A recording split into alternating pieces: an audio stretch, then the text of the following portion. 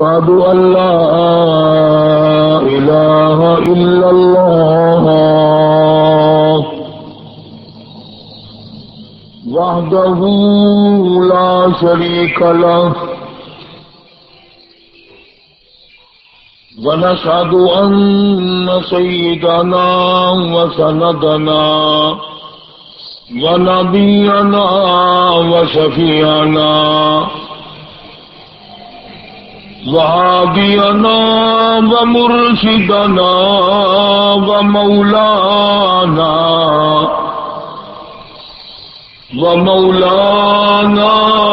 محمدا عبده ورسوله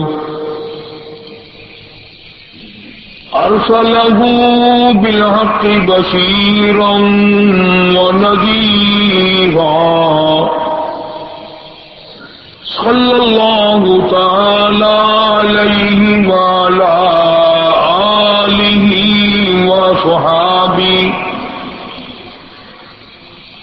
وأزواجه وذرياته وبارك وسلم تسليما كثيرا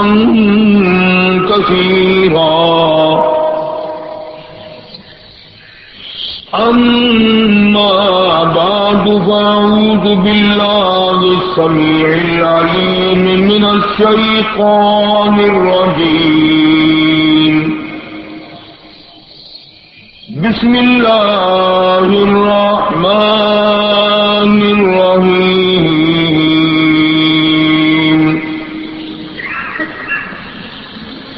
إنما يريد الله ليذهب عنكم الرجس أهل البيت ويطهركم تطهيرا واذكرن ما يتلى في بيوتكن من آيات الله والحكمة إن الله كان لطيفا خبيرا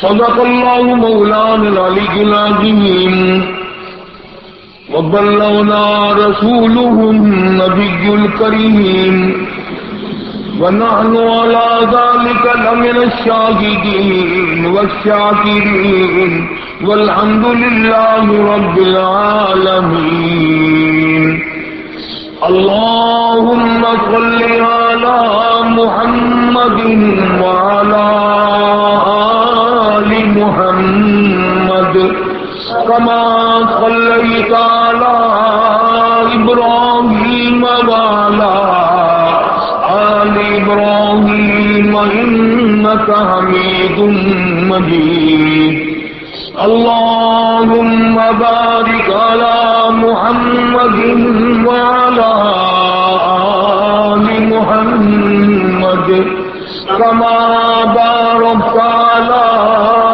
إبراهيم وعلى آل إبراهيم إنك حميد مجيد. سامعین، یہ پروگرام آپ کی خدمت میں رانا برادرز اسلامی کیفے سینٹر مسجد کاوی مدنی سے بائی پاس چوک شہر راشد بہاولپور روڈ ملتان کی طرف سے پیش کیا جا رہا ہے.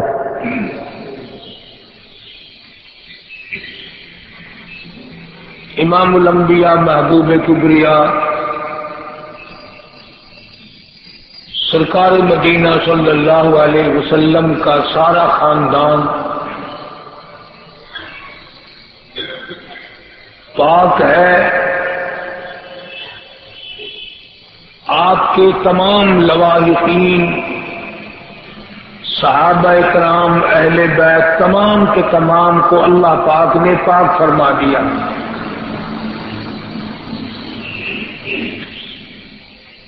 گزشتہ جمعے میں نے عرض کیا تھا کہ خاتون جنت سیدہ فاطمہ الزہرا رضی اللہ تعالی عنہا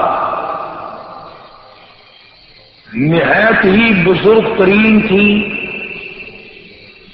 اللہ والی تھی، فاقے کاٹنے والی تھی، ابا کے دین پر اس طرح سے چلی کہ 1 انچ بھی ادھر ادھر نہ ہوئی۔ اور کیوں نہ چلتی؟ آج آپ یہ بات سمجھیں کہ یہ جو دین ہے، دین جس کو کہتے ہیں، قدرتی بات ہے، ہماری اس طرف توجہ نہیں۔ ہم یہ پتہ تو لگا لیتے ہیں کہ یہ کپڑا کہاں بنتا ہے، ہم یہ پتہ تو لگا سکتے ہیں چینی کہاں بنتی ہے، ربڑ کا کارخانہ کہاں ہے، پلاسٹک کا کارخانہ کہاں ہے، چینی کے برتنوں کا کارخانہ کہاں ہے، فلاں پرزے کہاں بنتے ہیں۔ کبھی یہ بھی پوچھا کہ دین کہاں سے آیا ہے؟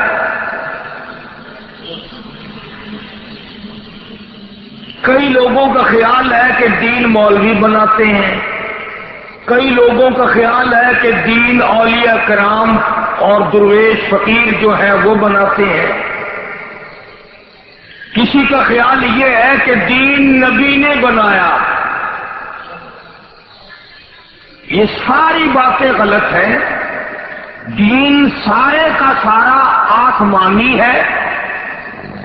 یہ جو نماز پڑھنے آئے بیٹھے ہو، جمعے کی نماز نہ مدینے میں بنی نہ مسجد میں بنی، یہ عرش عظیم سے آئی ہے۔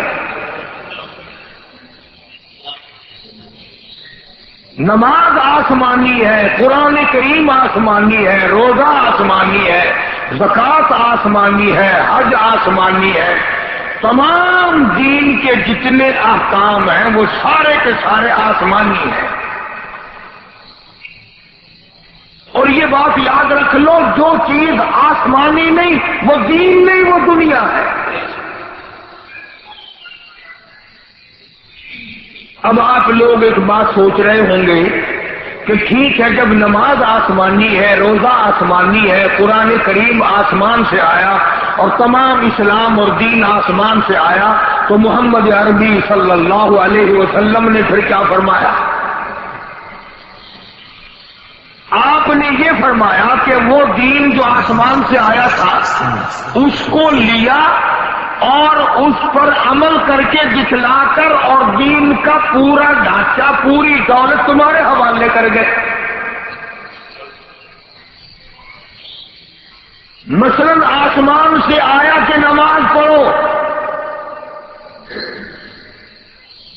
اس کی چند حیثیتیں قرآن کریم نے بیان کی، ساری نہیں۔ فرمایا یا مریم اقنتی لربکی واسجدی وارکعی مع الراکعین،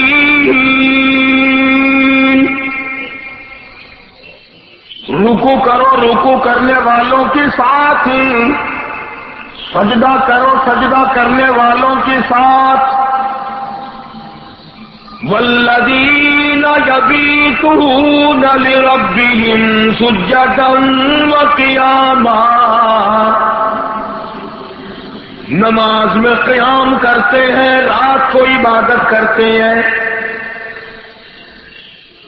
یعنی نماز کی رکوع قرآن نے بتایا، سجدہ قرآن کریم نے بتایا، کھڑا ہونا قرآن کریم نے بتایا، مگر نماز کی پوری تفصیل تو قرآن کریم نے نہیں بتلائی۔ پہلی رکعت پڑھ کے یوں بیٹھنا، گھٹنوں پہ ہاتھ رکھنا، اتحیات میں اس طرح سے بیٹھنا، یہ تفسیر اور شرح جو ہے یہ محمد الرسول اللہ صلی اللہ علیہ وسلم نے فرمائی۔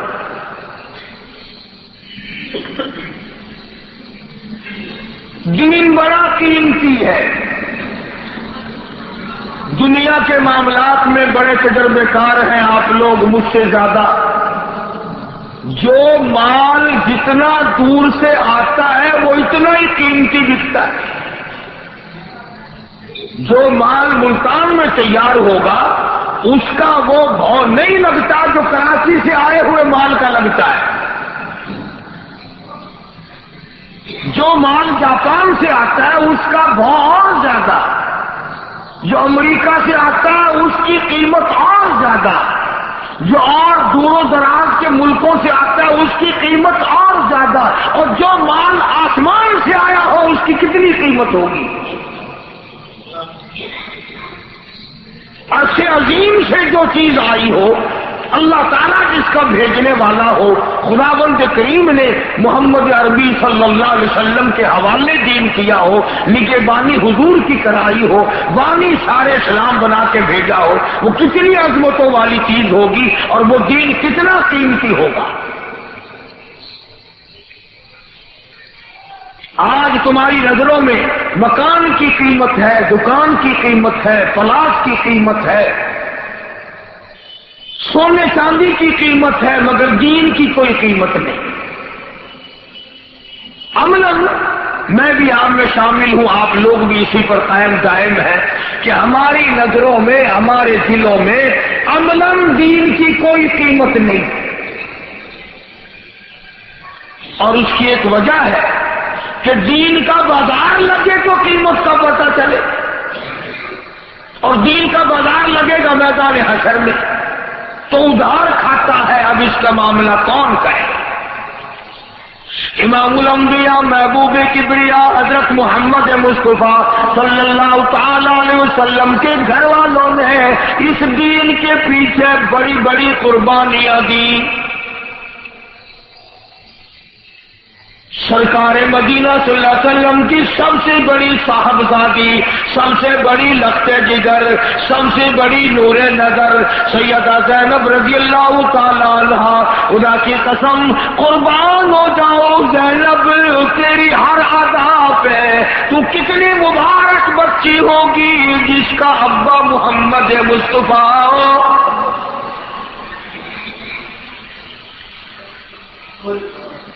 سیدہ خدیجہ رضی اللہ تعالی عنہا نے گود میں لے لے کر کے پالا۔ اس بچی کے بارے میں کیا کہو گے جس کو دل میں کئی کئی مرتبہ حضور کریم صلی اللہ علیہ وسلم سینے سے لگا کر پیار فرمایا کرتے تھے۔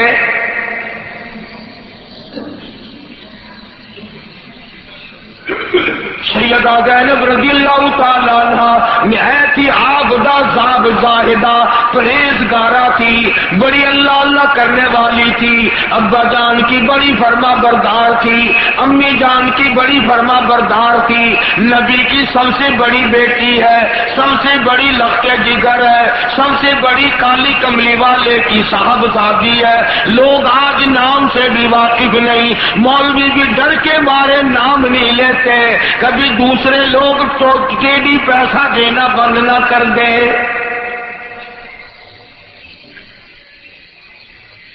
اندازہ لگا ہم لوگوں کی غداری کا، ہم لوگوں کی بزدلی کا، نبی کی بیٹیوں کا نام لینا پسند نہیں کرتے، نبی کی بیٹیوں کا مقام بتانا پسند نہیں کرتے، نبی کی لخت جگر جنہوں نے بڑے بڑے دکھ اٹھائے ہیں ان کے بارے میں ذکر خیر کرنا بھی پسند نہیں کرتے۔ اور یہ وہ بیٹیاں ہیں محمد الرسول اللہ صلی اللہ تعالی علیہ وسلم کی، سیدہ خدیجہ کے بطن مبارک سے پیدا ہوئی اور سیدہ خدیجہ کی گود میں پلی، اور بلکہ نبی کریم صلی اللہ تعالی علیہ وسلم نے شادی کے لیے اپنی سگی سالی حضرت حالہ کے بیٹے سے شادی فرما دی۔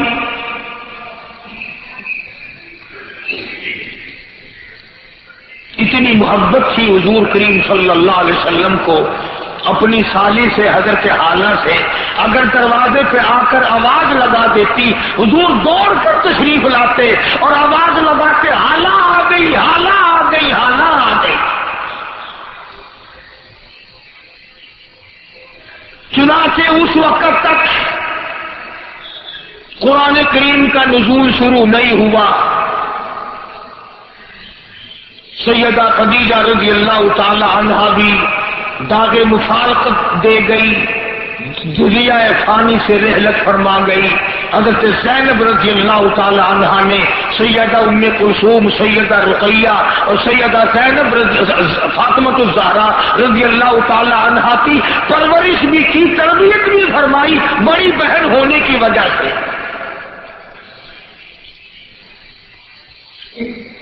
بالآخر وہ وقت آ پہنچا کہ مدنی کریم صلی اللہ تعالی علیہ وسلم کو مکے پاک سے لوگوں سے تنگ آ کر ہجرت کرنا پڑی. ظالموں نے امام الانبیاء صلی اللہ علیہ وسلم کو رات کو چین نہ لینے دی، دل کو سکون نہ آنے دیا، نہ پانی دیا نہ کھانا دیا، اتنا مارا سید دو عالم حضرت محمد الرسول اللہ صلی اللہ تعالی علیہ وسلم کو اور آپ کے صحابہ کرام کو. آج ان واقعات کو اگر پڑھو زمین پھٹ جاتی ہے.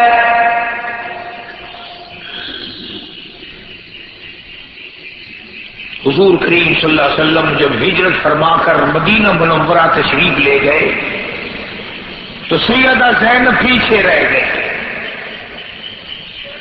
مکے پاک میں رہ گئی.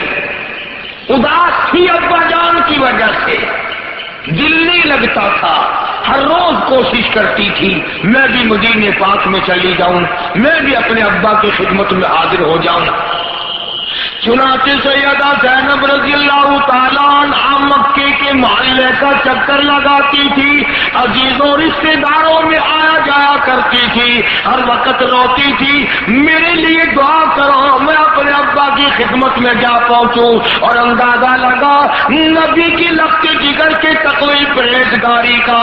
ایک ایک عورت کو کہتی تھی جس کا میں نے آٹا دینا ہو وہ آٹا لے لے، جس کا میں نے دھاگا دینا ہو وہ اپنا دھاگا وصول کر لے، جس کی میں نے سوئی دینی ہو وہ سوئی وصول کر لے، جس کا میں نے ستو دینا ہو وہ ستو مجھ سے وصول کر لے.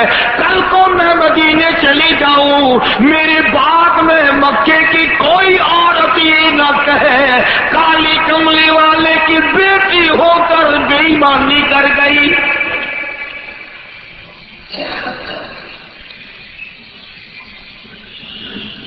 سیدہ زینب رضی اللہ تعالی عنہا کو تو اس بات کا فکر ہے کہ اس میں آخر زمان پیغمبر کی بدنامگی ہے. نبی کی بیٹی مکے کے کافروں سے پوچھتی پھرتی ہے، کافروں کی بیٹیوں سے پوچھتی ہے اگر میں نے تمہارا آنا ٹکا دمڑی دھیلا دینا ہو وصول کر لو، آٹا دینا ہو وصول کر لو، اگر تمہاری سوئی بھی میرے ذمے ہو مجھ سے وصول کر لو. کل کو یہ نہ کہنا زینب نبی کی بیٹی ہو کر ہمارا کھا کے چلی گئی. زینب کو خیرت آ رہی ہے کہ پیغمبر صلی اللہ علیہ وسلم کو زد نہ آئے، ان کے مشن پر زد نہ آئے. ہم نے حج بھی کر رکھے ہیں، نمازیں بھی پڑھتے ہیں اور نیک بنے پھرتے ہیں، مگر لوگوں کے قرضے مارتے ہیں، بے ایمانی کرتے ہیں، جھوٹ بولتے ہیں، بدماشی کرتے ہیں. کبھی تمہارے دماغ میں بھی یہ بات آئی کل کالے کملی والا میرا منہ دیکھ کر کیا کہے گا اور بے حیا تو ہی میرا نام لیوا تھا. توحید-سنت.com بازار میں جا کے دیکھو وہاں فریب ہی فریب، ٹھگی ٹھگی. مارکیٹ میں جاؤ جھوٹ ہی جھوٹ. کچہریوں میں جاؤ وہ تو ماشاءاللہ درباری سارے کا سارا صحابہ کرام کے زمانے کا ہے. کیا بات ہے. کچہری والے کیا کریں، اصل قصور تو تمہارا ہے نا. بچوں کو کھلاتے ہیں ڈال کا گوشت، ڈال کا گھی، اور افسروں کو لا کے دیتے ہیں دیسی گھی کے پیپے. نہ لڑو نا، کیوں آپس میں ایک دوسرے کے اوپر چھرے کلاڑیاں لاٹیاں چلاتے ہو؟ جو بات ہو وہ خود بخود اس کا فیصلہ کر لو. اس طرح سے لوگ آتے ہیں نا کچہری میں چاروں طرف ویگنوں سے، گاڑیوں سے، بسوں سے، جیسے عرس میں تشریف لا رہے ہیں.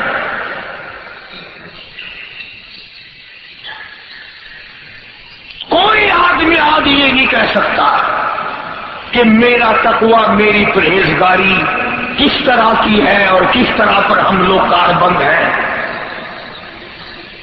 اور کئی جھوٹ تو ایسے ہیں کہ لوگ ان کو گناہ نہیں سمجھتے. مثلا اس نے کہا جی اس مال میں ریاض کر دے، وہ کہتا ہے کہ مجھے یہ تو اتنے کا مجھے نہیں پڑا، اس سے زیادہ تو خرچہ آ جاتا ہے اس پہ. اور اگر اس نے نہیں پوچھا تو خام خواہ احسان جتلانے کے لیے کہ جی آپ ہمارے پرانے گاہک ہیں اس لیے ہم نے آپ پر بجٹ دیکھ کر پیسے لگائے ہیں، منافع لگایا ہی نہیں، حالانکہ لگایا ہوا ہوتا ہے۔ اور لوگ اس کو، حاجی اس کو، مولوی اس کو گناہ نہیں سمجھتا، حالانکہ قرآن اور نبی کی شریعت کے سامنے یہ بالکل حرام ہے۔ بہرحال سیدہ زینب رضی اللہ تعالیٰ عنہ کے گلی میں جاتی ہے، ایک ایک قبیلے والوں کے پاس جاتی ہے، ایک ایک خاندان کے پاس جاتی ہے، اور جاتی کہتی ہے میں کالی کملی والے کی بیٹی، میں محمد الرسول اللہ صلی اللہ علیہ وسلم کی لختی جگر، میں مدینہ جانا چاہتی ہوں، جس کا میں نے جو کچھ دینا ہو وہ وصول کر لے۔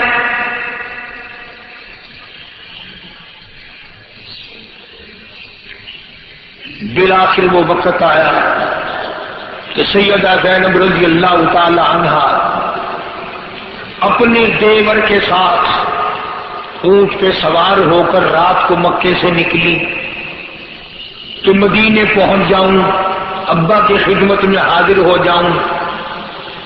کئی میل باہر تشریف لے گئی، مکے کے سرداروں کو پتہ چل گیا، مکے کے چودھریوں کو پتہ چل گیا کہ آخر الزماں پیغمبر کی بیٹی بچ کر نکل رہی ہے۔ اندازہ لگاؤ، عزت والے بیٹھے ہو، بیٹیوں والے بیٹھے ہو، دھیوں والے بیٹھے ہو، اندازہ لگا سارا مکہ باہر نکل پڑا، پکڑو کالی کملی والی کی بیٹی کو پکڑو۔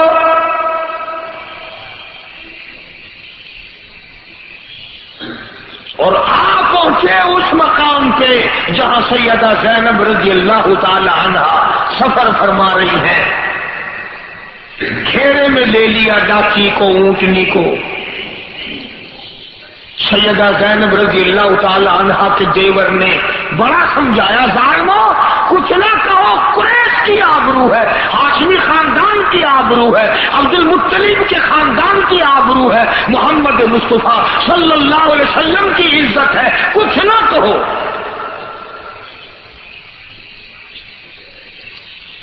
دین ایسی چیز ہے جس کی وجہ سے بڑی تکلیف اٹھانی پڑتی ہے، اس کی عظمت کے لیے، اس کے اکرام کے لیے، اس کے احترام کے لیے، اس کی شان کو برقرار رکھنے کے لیے لوگوں نے اپنے خون کی ہولناریاں بہا دی۔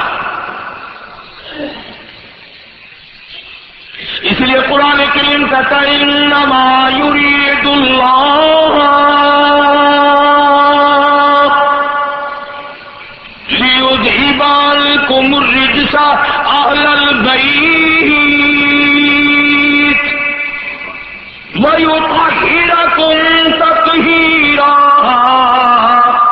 اللہ پاک نے ارادہ فرما لیا، پروردگار عالم نے فیصلہ کر دیا، لیذہب عنکم الرجس اہل البیت، کہ وہ نبی کے خاندان سے پلیتی نجس غلط چیزوں کو دور کر دے، ان کو پاکیزہ بنا دے۔ اہل البیت، نبی کے گھر والوں کو پاک بنا دے۔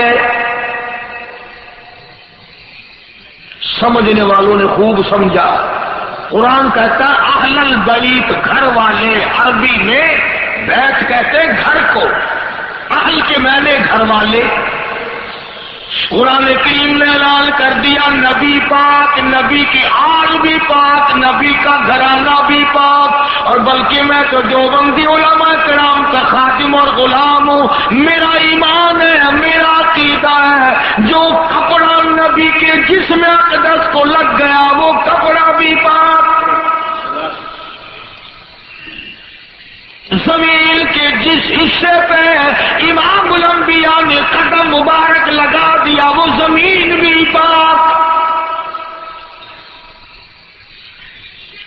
جس شے کو کالی کملی والے کا ہاتھ مبارک لگ گیا وہ شے بھی پاک۔ اللہ جناب عائشہ صدیقہ رضی اللہ تعالی عنہا روٹیاں پکا رہی ہے تندور میں، تشریف لے آئے، کہہ دو محمد عربی صلی اللہ علیہ وسلم۔ آپ نے فرمایا عائشہ ایک روٹی آج میں بھی پکاؤں گا۔ عرض کیا آقا میں خدمت کے لیے حاضر ہوں، قربان ہو جاؤں، میں جو ہر وقت تیار ہوں۔ فرمایا نہیں، میں اپنی خوشی سے پکاؤں گا۔ ایک روٹی پکائی، تندور میں لگا دی۔ سیدہ عائشہ صدیقہ رضی اللہ تعالی عنہا کی لگائی ہوئی روٹیاں ساری پک گئیں، تندور سے باہر نکال لی۔ اس روٹی کا پانی خشک نہیں ہوتا جو محمد مصطفیٰ صلی اللہ علیہ وسلم نے پکائی تھی۔ بار بار جھانکتی ہے، بار بار دیکھتی ہیں، بار بار دیکھتی ہیں۔ کافی دیر کے بعد عرض کیا آقا میری پکائی ہوئی روٹیاں تو کبھی سے پک گئی، یہ آپ والی روٹی کا تو پانی بھی خشک نہیں ہوا۔ فرمایا عائشہ تو نہیں جانتی جس شے کو میں محمد رسول اللہ کا ہاتھ لگ جائے آگ اس کے قریب نہیں آ سکتی۔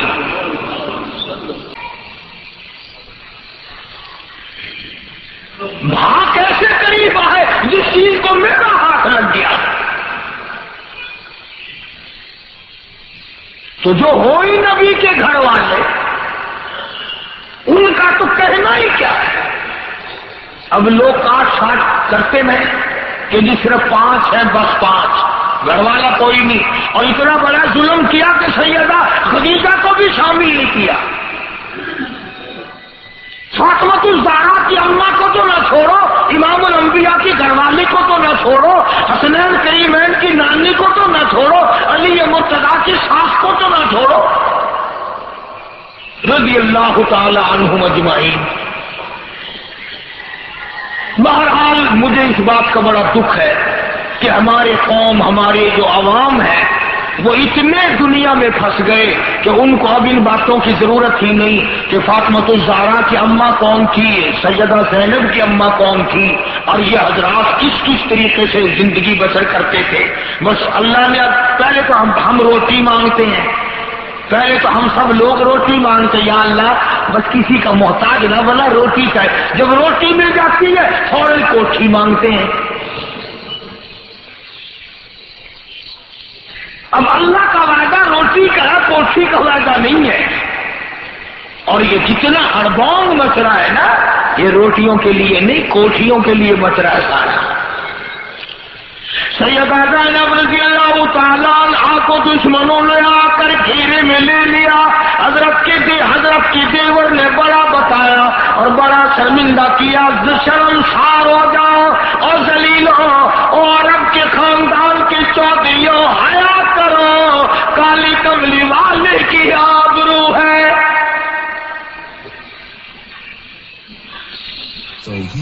نہ بعد آئے سیدہ زینب رضی اللہ تعالیٰ عنہا کو نیزہ مارا، اونٹ سے گاچی سے نیچے گرا دیا۔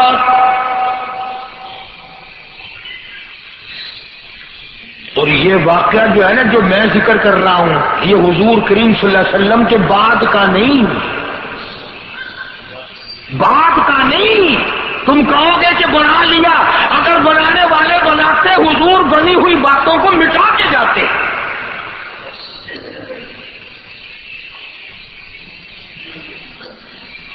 سیدہ زینب رضی اللہ تعالیٰ عنہا کو حمل تھا، اوپر سے گری، نیزہ مارا، ساقط ہو گیا۔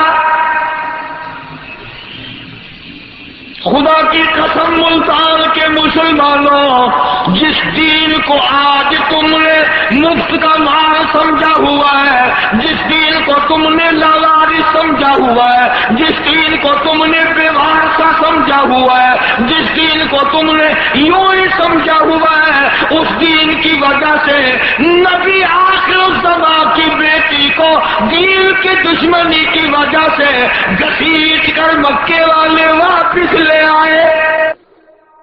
دیکھ کر حضور کریم صلی اللہ علیہ وسلم کو بھی رونا آیا۔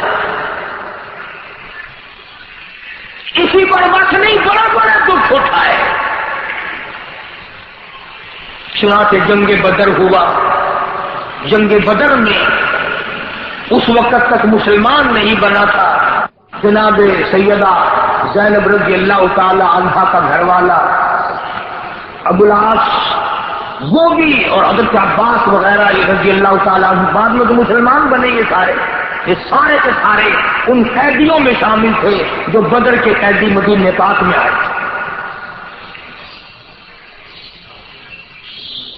چنانچہ جب یہ فیصلہ ہوا کہ قیدیوں کو فدیہ لے کر، دیت لے کر، جرمانہ لے کر چھوڑ دیا جائے، تو سیدہ زینب رضی اللہ تعالی عنہا نے حضور کریم صلی اللہ علیہ وسلم کی خدمت عالیہ میں، اگر تم سمجھ رہے ہو تو بات پڑھنے پڑے گی، سیدہ زینب نے محال بھیجا ہے، محال رضی اللہ تعالیٰ عنہ بعد میں تو مسلمان بنے، یہ سارے کے سارے ان قیدیوں میں شامل تھے جو بدر کے قیدی مدینہ پاک میں آئے.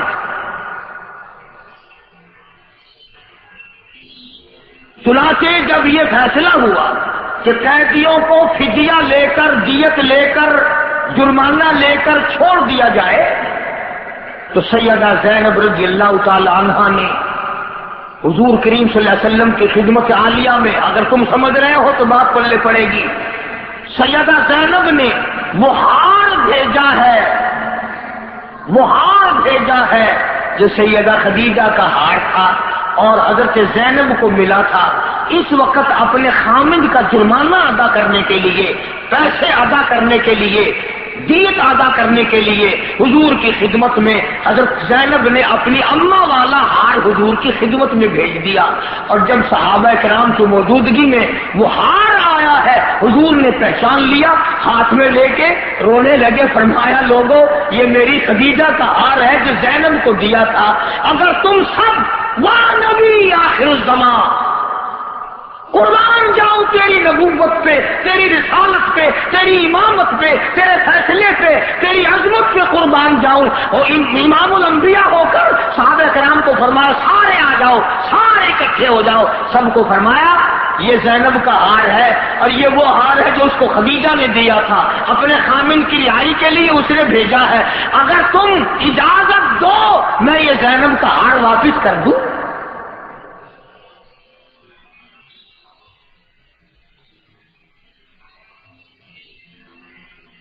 یہ تھا نبی کا مشن. اور آج تم نے جو مشن بنا رکھا ہے نا، سارے سال حرام کھاؤ، ایک دیگ چاولوں کی پکا کر کے نیاز بازار میں بچوں میں تقسیم کر دو، انشاءاللہ ایک ایک چاول جو ہے وہ 1-1 لاکھ گنا 60 لے کے بھاگ جائے گا.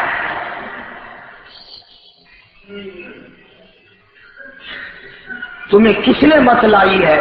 نبی کی بیٹیوں کے لہو بہ گئے، تم جنت میں پھونک مار کے جانا چاہتے ہو. نبی کی بیٹیوں کو گھسیٹ گھسیٹ کر مکے میں لایا گیا اور تم یوں ہی ایئر کنڈیشن میں بیٹھے بیٹھے جنت میں جانا چاہتے ہو. چنانچہ صحابہ کرام رضوان اللہ تعالی علیہم اجمعین کی جماعت نے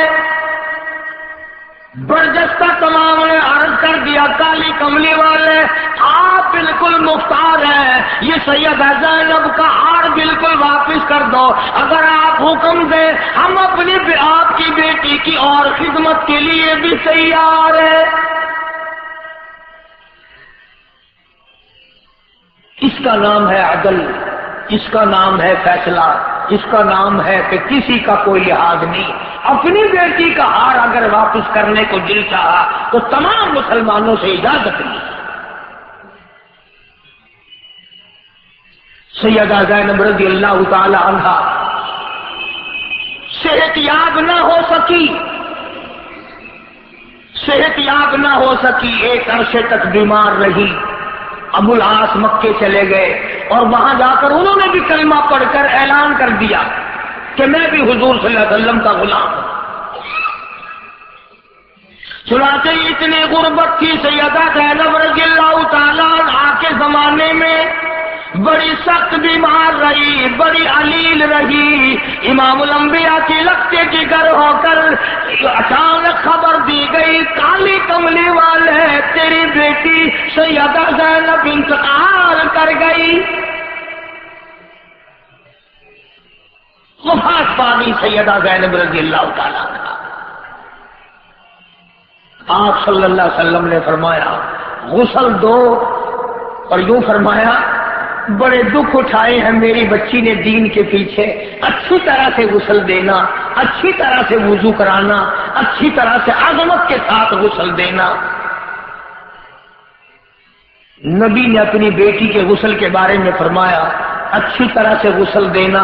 تمہارے یہاں یہ رواج ہے کہ غسل دینے کے لیے ایسی عورت کو تلاش کر کے لاتے ہو انشاءاللہ جو کبھی نماز ہی نہیں پڑھتی.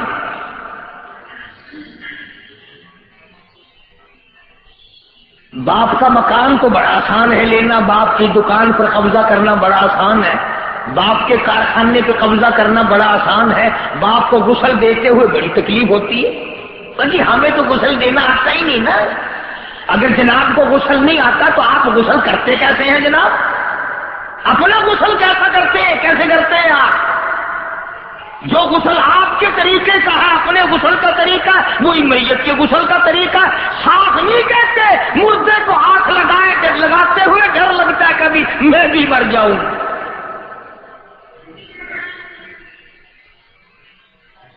میں تو کہتا ہوں بیٹی ماں کو غسل دیا کرے، نو اپنی ساس کو غسل دیا کرے، بہن بہن کو غسل دیا کرے، بیٹا اپنے باپ کو پیار سے محبت سے غسل دیا کرے، بھائی کو بھائی غسل دیا کرے، عظمت کے ساتھ غسل دے گا. اور تم یہ جو اوپرے پرائے بندے بلا کے لاتے ہو نا، اور بعض مریض تو مہینے 2 مہینے کا نہایا ہوا نہیں ہوتا، دوا چاروں طرف لگی ہوئی ہے، میل لبڑا پڑا ہے. اب وہ بیچارہ فقیر نہیں، وہ جو نہانے والے ہیں وہ میل بھی اتار رہے ہیں اور سوچ بھی رہے ہیں کہ یار میل تو بڑا اتارنا پڑ رہا ہے، پر بچہ اس کا بڑا خسیس ہے، پتہ نہیں کچھ دے گا بھی ہے کہ نہیں. نہا بھی رہا ہے، پیسوں کے بارے میں سوچ رہا کتنا دے گا، بخشش کی دعا نہیں کر رہا. میں کہتا ہوں اگر تو باپ کو غسل دے گا، منہ دھلائے گا، جب بھی دعا کرے گا یا اللہ قیامت میں میرے باپ کا منہ چمکتا ہوا اٹھے، ہاتھ دھوائے گا، وضو کرائے گا، الہی میرے ابا کے اعضائے وضو قیامت میں چمکتے ہوئے اٹھے. دعا پڑھو گے محبت سے، عظمت سے، بڑے وقار سے غسل دو گے. لیکن تم نے ایسا کرنا ہی نہیں. ہر علاقے میں رکھے ہوئے ہیں غسل دینے والے، ایک مرد ہوتا ہے ایک عورت ہوتی ہے، وہ اسے بلانے سے جب تک وہ آئے نا پڑے رہو، دیکھی جائے گی. پہلے زمانے میں ذرا غسل دینے والی عورتیں اچھی محبت سے غسل دیا کرتی تھی. کیوں؟ کانوں میں ناک میں کوئی نہ کوئی سونے چاندی کا جو زیور ہوتا تھا تو وہ نہانے والی کو مل جاتا تھا. وہ لالچ میں بڑا پیار سے غسل دیتی تھی. اب لوگ پتہ کیا کرتے ہیں، سونے کی بالیاں اتار لی اور رول گول کی نہیں وہ رات کو ڈال دیتی ہے. بازار کی چارہ آسانے کی نہیں بالیاں وہ ڈال دی اور سونے کی نکال لی کہ نہلانے والی سونا کیوں لے جائے. یہ نہلانے والی سے ٹھگی نہیں، یہ مرنے والے سے ٹھگی ہے. اگر وہ زندہ ہوتی پھر میں دیکھتا کہ تو سونے کی بالی نکال کر رول گول کی کیسے پہنا رہی ہے.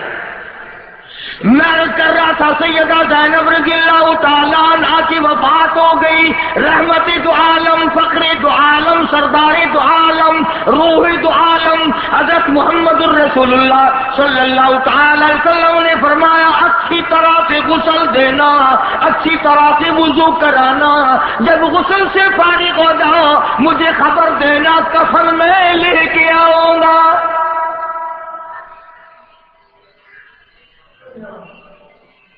چنانچہ حضرت زینب رضی اللہ تعالی عنہا کو غسل دے دیا گیا، وضو اچھی طرح سے کرایا گیا اور اطلاع کی گئی کہ اب آپ کی بچی کو غسل دیا جا چکا ہے. علماء کرام نے لکھا کہ محمد کریم صلی اللہ تعالی علیہ وسلم ایک پرانی سی اپنے اوپر کی چادر لے کر تشریف لائے اور فرمایا او میری بیٹی یہ چادر میں تجھے کفن دیتا ہوں اور یاد رکھنا اس وقت آج تیرے ابا کے پاس اس چادر کے سوا کچھ ہے نہیں.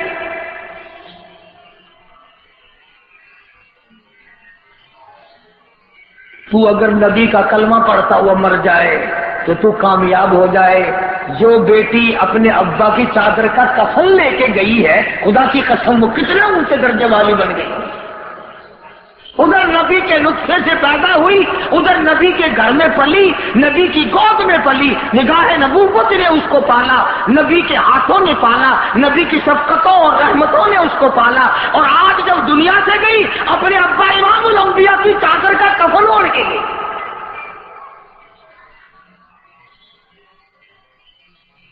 علماء کرام نے لکھا ہے کہ حضرت زینب رضی اللہ تعالی عنہا کا جب جنازہ لے کے چلے حضور کریم صلی اللہ علیہ وسلم کے جنازے کے ساتھ ساتھ ہیں، وہ کتنا مبارک جنازہ ہوگا، وہ کتنا خوش نصیب جنازہ ہوگا جس جنازے کے ساتھ حضور کریم صلی اللہ علیہ وسلم خود تشریف لے جا رہے ہیں. اور جب جنت البقیع میں پہنچے تو آپ نے آواز دی،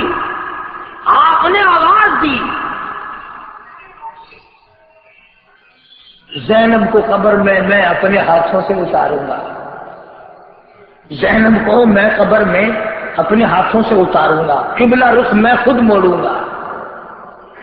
جس قبر میں سرکار مدینہ صلی اللہ علیہ وسلم تشریف لائے ہوں وہ قبر ہے، ارے وہ تو جنت ہے، وہ تو جنت الفردوس ہے. ساکھوں کے دکھ اٹھائے، کپڑوں کے دکھ اٹھائے. یہ وہ زینب ہے جس نے شعب ابی طالب میں اپنے ابا کے ساتھ مکے کے بائیکاٹ کے زمانے میں 2.5 برس تک درختوں کے پتے چبائے اس زینب نے، پر ابا کا دامن نہ چھوڑا. نماز میں یکتا تھی، روزے میں یکتا تھی، عبادت میں نرالی تھی، سخاوت میں نرالی تھی. اور کمال ہے جس نے ساری عمر ابا ابا کہہ کے زندگی بسر کی ہو اور نبی کے سامنے دنیا سے رخصت ہو گئی ہو اور اپنے ابا کے کندھوں سے سوار ہو کے گئی ہو. اور وہ بیٹی کتنی مبارک ہے جس کو ابا نے آخر الزمان پیغمبر نے اپنے ہاتھوں سے قبر میں اتارا. سمجھانا میں یہ چاہتا تھا کہ لوگ یہ جانتے بھی نہیں کہ نبی کی اور بیٹی بھی ہے کہ نہیں. کیا کہنا اس بیٹی کا جو پیدا نبی کے سامنے ہوئی، زندگی نبی کے سامنے بسر کی، اور جس کو غسل نبی کی گھر والیوں نے دیا، اور جس کو کفن نبی کی چادر کا ملا، اور جس کو جنازے کو کندھا دینے والے امام الانبیاء ہیں، اور جس کے قبر میں اتارنے والے شہنشاہ کائنات حضرت محمد کریم صلی اللہ علیہ وسلم کی بات ہے. تو فرمایا انما یرید اللہ لِيُذْهِبَ عَنْكُمُ الرِّجْسَ أَهْلَ الْبَيْتِ وَيُطَهِّرَكُمْ تَطْهِيرًا. اللہ پاک نے فیصلہ کر دیا، نبی کی آل پاک، نبی کا گھر پاک، نبی کی گھر والی پاک، نبی کا سارا خاندان پاک. نگاہ نبوت جس پہ پڑ گئی وہ بھی پاک ہے، جس زمین پہ قدم مبارک لگ گیا وہ بھی پاک. میں کہتا ہوں زمین کے جس حصے پہ کالی کملی والے نے تھوک دیا وہ بھی پاک.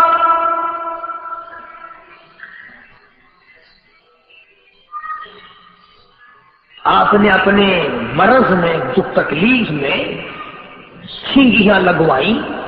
پہلے زمانے کا علاج تھا، اب قریب کے زمانے کا ہمارے سامنے ہوتا رہا ہے.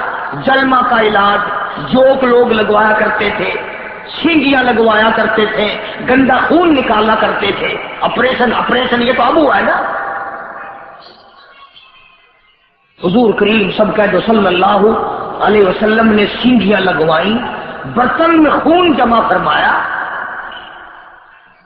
اور حضور کے سگے بھانجے ہیں عبداللہ بن زبیر رضی اللہ تعالی عنہما، اسما بنت ابو بکر کا لگتے جگر، وہ عبداللہ جس نے بیت اللہ میں شہادت پائی، جو سیدنا امام حسین رضی اللہ تعالی عنہ کے مدینے سے ساتھ چلا. حجاج بن یوسف کے ہاتھوں شہید ہوا، اس کا تم نام بھی نہیں جانتے. الحمدللہ اس فقیر کی کیسٹ ہے عبداللہ بن زبیر کے نام سے. حسین نبی کا نواسا ہے، عبداللہ بن زبیر ابو بکر کا نواسا ہے. عبداللہ وہ ہے جس کو گھومتی حضور کریم صلی اللہ علیہ وسلم نے اپنے ہاتھوں سے پلائی، نام بھی حضور نے رکھا.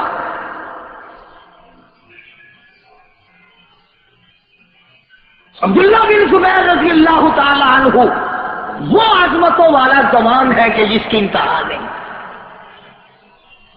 سیدہ اسماء بنت ابو بکر رضی اللہ تعالی عنہا نبی کریم صلی اللہ علیہ وسلم کی سالی ہے، اور یہ وہ ابو بکر کی بیٹی ہے جس نے ہجرت والی رات ناشتہ تیار کر کے ساتھ دیا اور پھر مار کھا کھا کر غار میں حضور کو کھانا پہنچاتی رہی.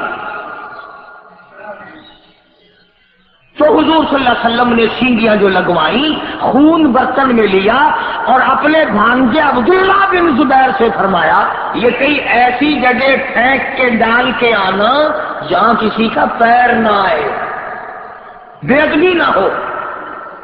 عبداللہ بن زبیر گئے اور جلدی سے واپس آ گئے. تو حضور کریم صلی اللہ تعالی علیہ وسلم نے پوچھا عبداللہ کہاں ڈال کے آیا میرا لہو، میرا خون کدھر ڈال کے آیا؟ تو جلدی سے واپس آ گیا. عرض کرنے لگا میرے آقا ایسی جگہ ڈال کے آیا ہوں جہاں کسی کا پیر تو کیا نظر اور نگاہ بھی نہ پڑے گی.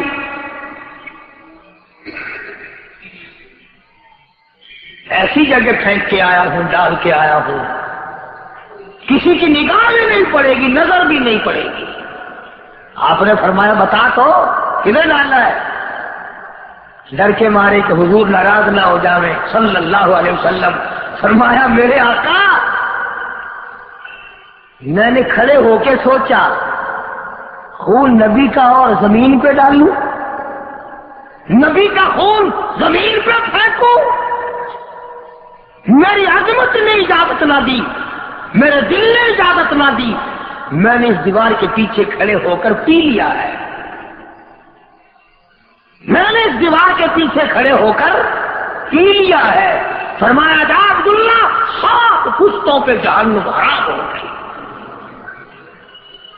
جس جسم میں نبی کا خون چلا جائے وہ جسم جہنم میں نہیں جا سکتا. حسین نے کربلا میں شہادت پائی، شہادت کے جام نوش فرمائے، بہادر بنا.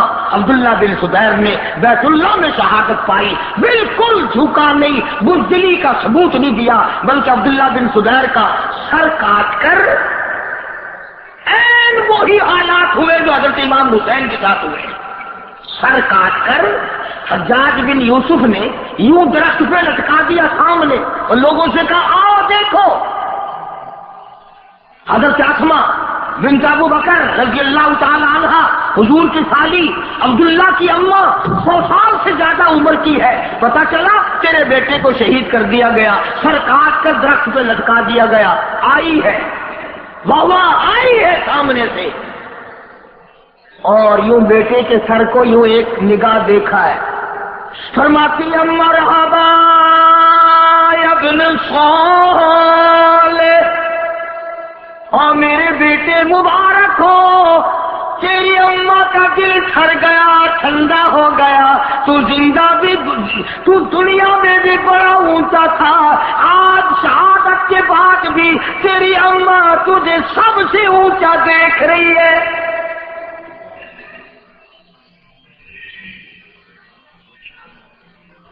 بات یہاں سے چلی نبی پاک، نبی کا خاندان پاک، جس لکڑی کو نبی نے ہاتھ لگا دیا وہ لکڑی پاک. ہاتھ نہیں، چاند کو اشارہ کیا تو چاند کا جگر پھٹ گیا. درختوں کو اشارے کیے وہ مجبور ہو گئے تعمیل پر. درخت پرندوں کو اشارہ کر دیا وہ چیخی کرتے ہوئے سامنے آ گئے. میں کہتا ہوں کہ جہاں نگاہ پڑی وہی سب کچھ بن گیا، اس لیے کہ کمال ہے. فرمایا تیری صورت، تیری سیرت، تیرا نقشہ، تیرا جلوہ، تبسم گفتگو بندہ نوازی خمد پیشانی، سارے جہان کو پاک کر دیا. بلکہ وہی اور ہیرا تم تطہیرا، قرآن کہتا ہے کہ نبی کی آل کو میں نے اتنا مقام دیا، خود بھی پاک ہے، دوسروں کو بھی پاک کر دیتے ہیں. جو ان کے مشن پہ چلا، جو ان کی عظمتوں پہ آیا، جس نے راہ ہدایت پایا اور ان کی عزت کی، وہ بھی انشاءاللہ پاک ہی ہو کر کے مرے گا اور جنت الفردوس میں گناہوں سے پاک ہو کر کے ہی جائے گا۔ میں نے اسی لیے کہ گزشتہ جمعے کو سیدہ خاتون جنت فاطمۃ الزہرا رضی اللہ تعالی عنہا کے بارے میں کچھ عرض کیا تھا، تاکہ آپ لوگوں کو، مرد عورتوں کو یہ پتہ چل جائے کہ نبی کی اور بیٹی بھی تھی اور اس نے بڑے بڑے دکھ اٹھائے، بڑی مار کھائی۔ حضور نے سینے سے لگا کر رو دیا اور فرمایا لوگوں میری بیٹی نے دین کی وجہ سے کتنے دکھ اٹھائے۔ اللہ پاک ہم سب کو اہل بیت کا خادم اور غلام بنائے، نبی کے گھر کی عظمت عطا فرمائے، سارے صحابہ کا اکرام عطا فرمائے، حضور کریم صلی اللہ علیہ وسلم کی غلامی اور آپ کے سنتوں کا تابعدار بنائے۔ انشاءاللہ آئندہ جمعرات سے، جمعے سے رائزن کا اجتماع شروع ہے۔ حج کے بعد سب سے بڑا اجتماع، سب سے بڑا مجمع ہوتا ہے۔ ساری دنیا کے، پاکستان سے نہیں پوری دنیا سے لوگ آئیں گے۔ آپ حضرات بھی اپنے کام کو آگے پیچھے کر کے جوک در جوک وہاں 3 دن کے لیے جانا بہت بڑی سعادت ہے۔ بزرگوں کی زیارت ہوگی، دعاؤں میں شمولیت ہوگی۔ اللہ عمل کی توفیق عطا فرمائے۔ وآخر دعوانا الحمدللہ رب العالمین۔ صلی علی محمد وعلی آل محمد کما صلیت علی ابراہیم وعلی آل ابراہیم انک حمید مجید۔ اللهم بارك على محمد وعلى آل محمد كما باركت على إبراهيم وعلى آل إبراهيم إنك حميد مجيد۔